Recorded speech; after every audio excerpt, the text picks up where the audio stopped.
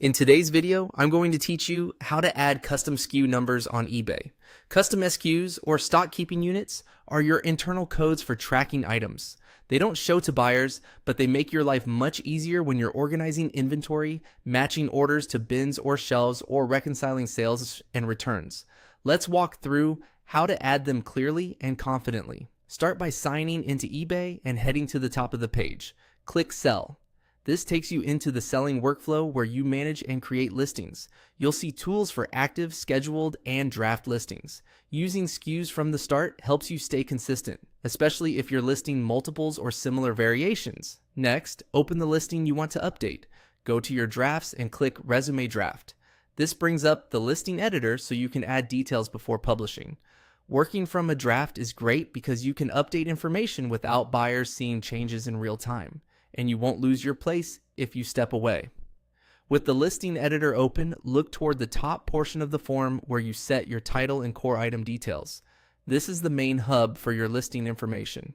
Here, you'll find a field labeled Custom Label, SKU.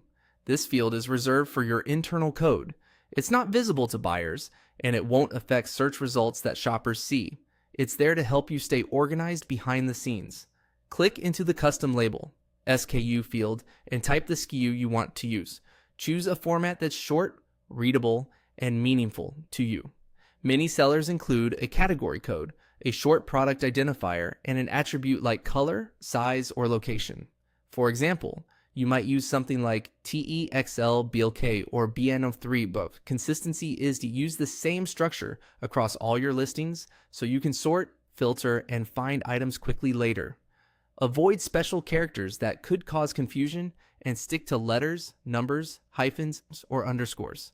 After you enter your SKU, your listing draft will retain it, so you can come back later and it will still be there when you're ready to publish.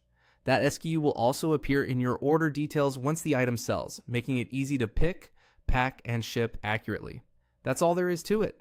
By clicking Sell, opening your draft with Resume Draft, moving to the title area in the editor, and typing your code into Custom Label, SKU, you put a simple but powerful system in place for better inventory control. Keep your format consistent, and you'll save time on every single order. Thanks for watching, and happy selling.